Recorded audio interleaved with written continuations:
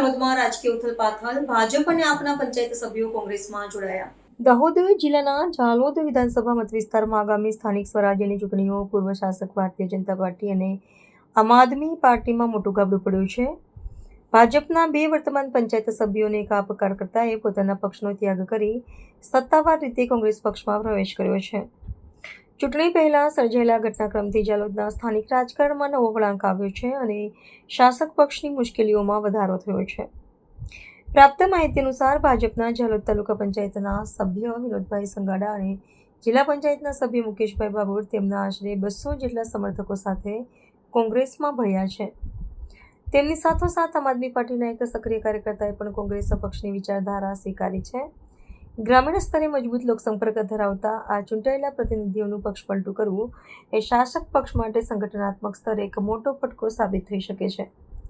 જ્યારે કોંગ્રેસ માટે આ એક મહત્વપૂર્ણ સિદ્ધિ માનવામાં આવે છે. ગુજરાત પ્રદેશ યુથ કોંગ્રેસના ઉપપ્રમુખ સંજય નીનામા, ગોવિંદ ગુરુ લીમડી, તાલુકા પ્રમુખ મુકેશ ડામોર, પૂર્વ ધારાસભ્ય મિતેશ ગરાસિયાની વિશેષ ઉપસ્થિતિમાં તમામ આગેવાનોને કોંગ્રેસનો ખેસ પહેરાવી પક્ષમાં વિધિવત રીતે આવકારવામાં આવ્યા હતા. આગામી સ્થાનિક સ્વરાજ્યની ચૂંટણીઓને અનુલક્ષીને કોંગ્રેસે શાસક પક્ષની છાવણીમાં ગાબડું પાડીને પોતાની સ્થિતિ વધુ સુદૃઢ કરી છે.